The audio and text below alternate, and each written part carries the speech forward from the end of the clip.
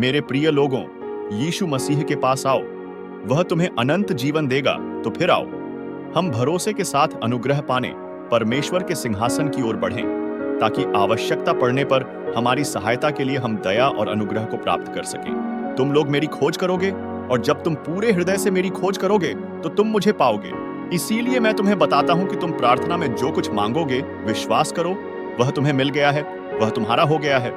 पतरस ने उनसे कहा, मन फिराओ और अपने पापों की क्षमा पाने के लिए तुम में से हर एक को यीशु मसीह के नाम से बपतिस्मा लेना चाहिए। फिर तुम पवित्र आत्मा का उपहार पा जाओगे, क्योंकि यह प्रतिज्ञा तुम्हारे लिए, तुम्हारी संतानों के लिए और उन सबके लिए है जो बहुत दूर स्थित हैं। यह प्रतिज्ञा उन सबके लिए है जिन्हें हमारा प्रभु परमेश्वर को अपने पास बुलाता है। किंतु परमेश्वर के लिए कुछ भी असंभव नहीं।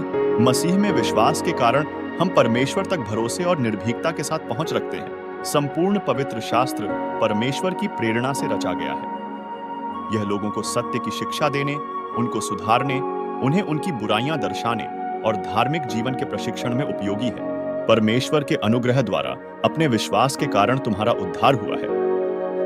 यह तुम्हें तुम्हारी ओर से प्राप्त नहीं हुआ है, बल्कि यह तो परमेश्वर का वरदान है।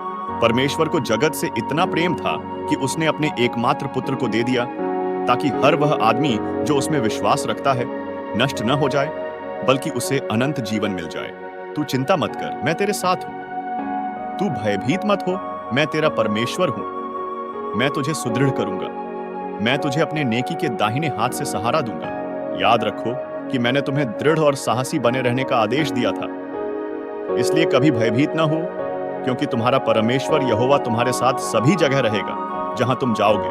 क्योंकि मसीह ने भी हमारे पापों के लिए दुख उठाया, अर्थात वह जो निर्दोष था, हम पापियों के लिए एक बार मर गया कि हमें परमेश्वर के समीप ले जाए। शरीर के भाव से तो वह मारा गया, पर आत्मा के भाव से झिलाया गया।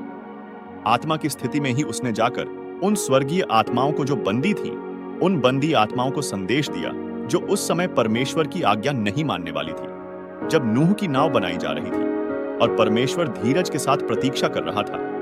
उस नाव में थोड़े से अर्थात केवल 8 व्यक्ति ही पानी से बच पाए थे। यह पानी उस बपतिस्मा के समान है जिससे अब तुम्हारा उद्धार होता है। इसमें शरीर का मैल छुड़ाना नहीं, वरन एक शुद्ध अंतःकरण के लिए परमेश्वर से विनती है। अब तो बपतिस्मा तुम्हें यीशु मसीह के पुनरुत्थान द्वारा बचाता है।